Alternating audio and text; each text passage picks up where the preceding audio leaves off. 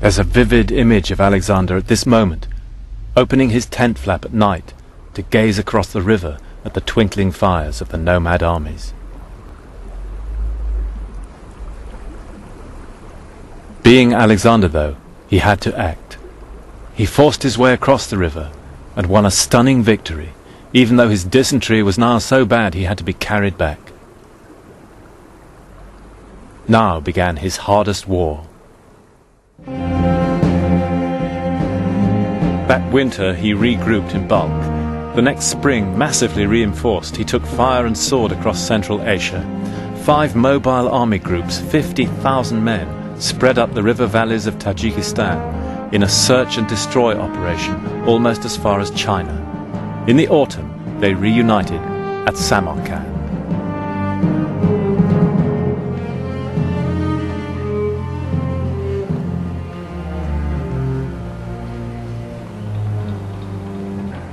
Samarkand, the most famous and glamorous city on the Silk Route. In Alexander's day, it was the chief town of Sogdia, today's Uzbekistan.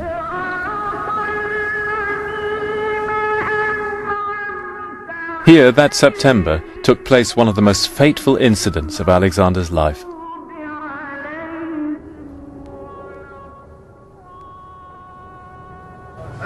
Just outside the city gate lies the mound of the ancient town and the remains of the Sogdian palace.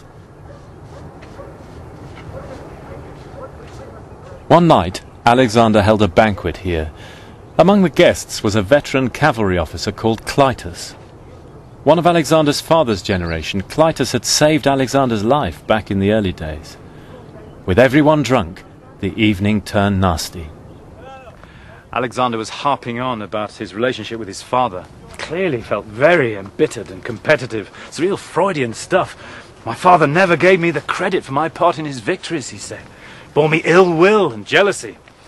Clytus, who was one of the old guards, stood up. He said, "Everything you have achieved was based on what your father did. In fact, your father's achievements are far greater than yours. And he won them fighting men, not women."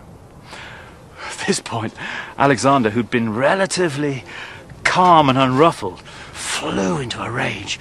He threw fruit at Clytus, tried to grab a spear in order to hit him, and kept calling out in Macedonian to give the alarm for the royal bodyguards to come in. Alexander's friends, meanwhile, had grabbed hold of Clytus, and they pulled him out of the door and actually got him across the moat, over there. But just when everybody thought everything was over, in comes Clytus again. "Here I am, Alexander!" Alexander grabs a long spear from one of the guards at the door and runs him through. There's blood everywhere, and Alexander collapses onto the body in a drink-sodden heap in floods of tears.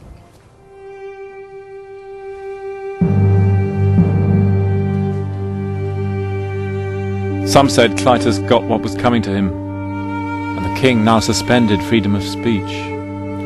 But at the tomb of Tamburlaine, another tyrant or hero, depending on your point of view, the words of an eyewitness came to mind, who spoke of the fear which people round Alexander now felt. He was a very violent man, with no regard for human life, who was said to be melancholy mad.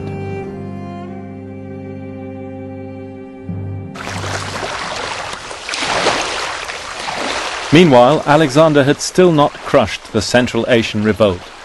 The ringleaders were holding out in the rugged mountains on the Tajik-Uzbek border. With their wives and children, they'd taken refuge on an inaccessible peak known as the Sogdian Rock. But where was the rock? It's never been found.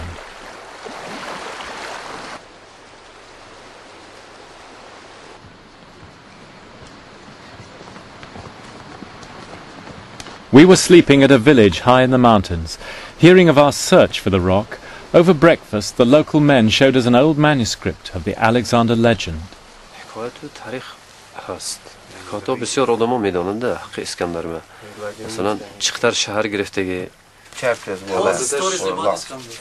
There were old traditions, they said, that Alexander had come this way, and that the lost citadel of Sogdia lay in the mountains close by. Stories like this are 10 a penny in these parts, where you'll find Alexander's legend everywhere. but my ears pricked up when they began to tell us about a mountain a day's walk from their village.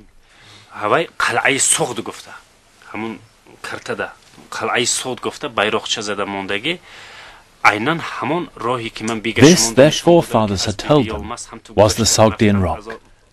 They offered to take us there. It seemed worth a try.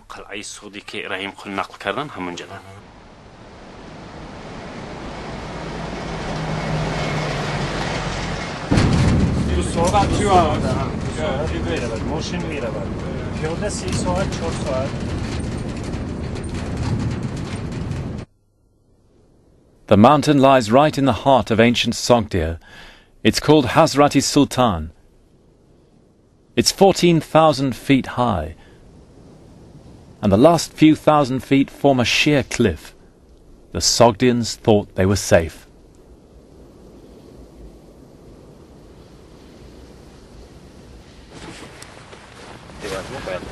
Alexander was about to give up attempting to seize the Sogdian Rock, but one of the ambassadors who came down from the Sogdians irritated him so much, Arrian says, that he had to go on and seize it in pursuit of glory. The ambassador simply said, in response to Alexander's demand for them to surrender, "Just find soldiers who can fly. Nobody else is going to be of any concern to us." Alexander asked for volunteers with experience in mountain climbing. 300 men came forward, herdsmen from the Macedonian uplands. They took ropes, made pitons from iron tent pegs. The climb was difficult enough for our local guides, but Alexander's men did it at night, on the back face where they wouldn't be seen.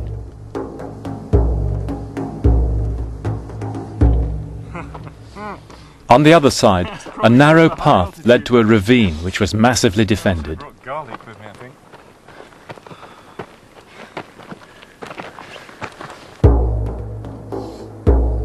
32 of Alexander's climbers died on the rock.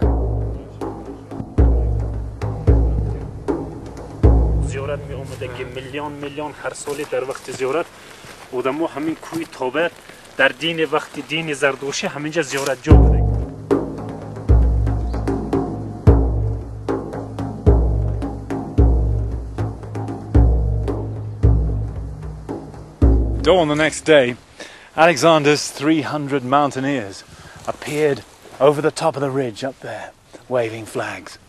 The barbarians, said Arrian, were absolutely staggered. They had simply not thought it was possible. Alexander's herald rushed up to their front line and shouted across to them. "You better surrender now," he said. "You see, I found the soldiers who could fly."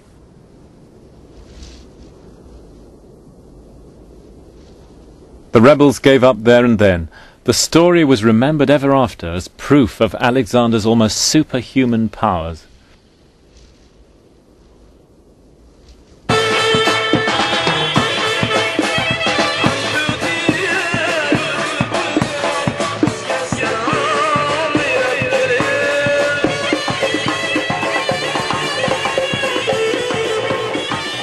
But now comes the most amazing twist in the tale. For a peace was finally broken, not through war, but through love. At least, that was how the Greeks told it.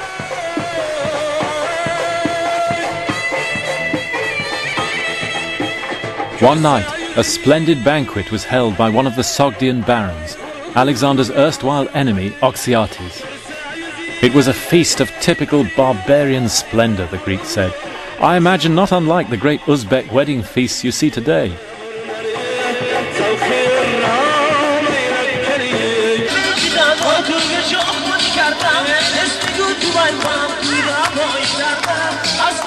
At the feast was the Baron's beautiful daughter, Roxanne, Little Star. She'd been captured on the Sogdian Rock. Now, with her girlfriends, she danced before the king. When Alexander set eyes on her, Arrian says, it was love at first sight. With the same impulsiveness which had killed Clitus, Alexander proposed to Roxanne.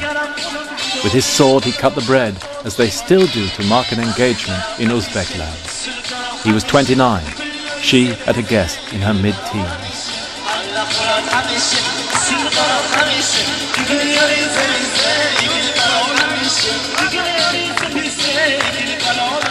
His friends were staggered, to put it mildly. He'd had a relationship with a woman before, but his real intimacies, emotional and physical, had been with men. And to cap it all, he ordered some of his generals to marry the local women too. Was it really love, or just a clever political ploy? Who can say?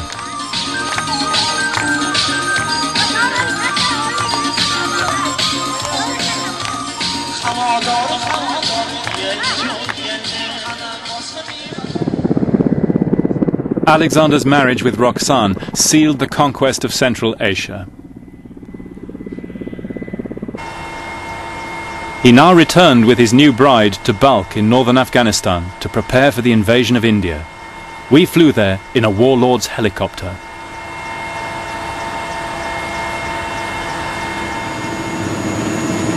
Alexander's expedition would open up the heart of Asia, and for 1,000 years our Greeks, Balkh would be the greatest crossroads on the Silk Route to China.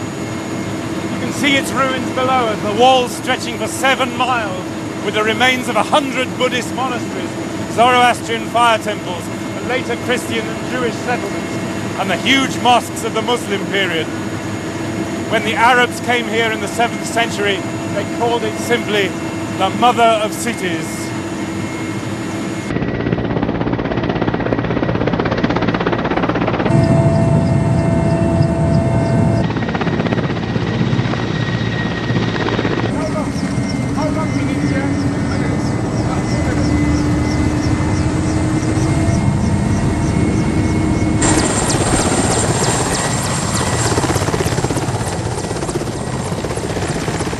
Fate, though, still had another card to play in this story.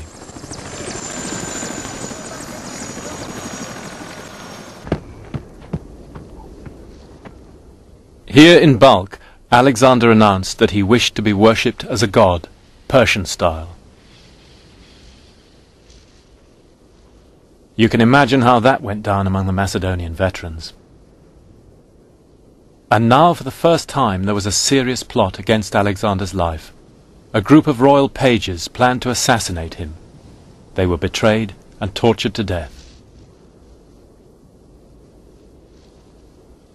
But the dissension over Alexander's divinity climaxed in a sensational falling out with the man who'd helped create Alexander's image, Aristotle's nephew, the historian Callisthenes.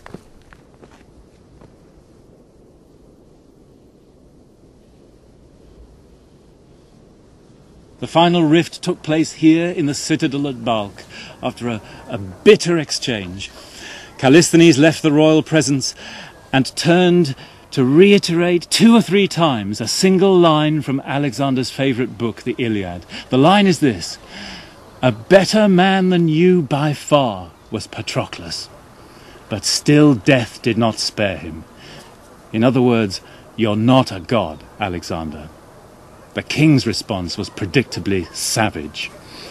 Using the page's plot as a pretext, he arrested Callisthenes and had him tortured and crucified.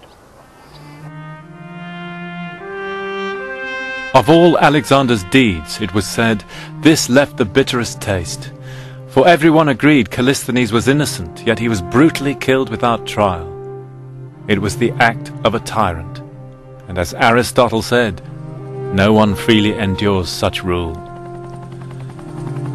Alexander had already achieved more perhaps than he could have dreamed, but now the question was no longer his ability to do things, but whether his men would still follow him on into the unknown.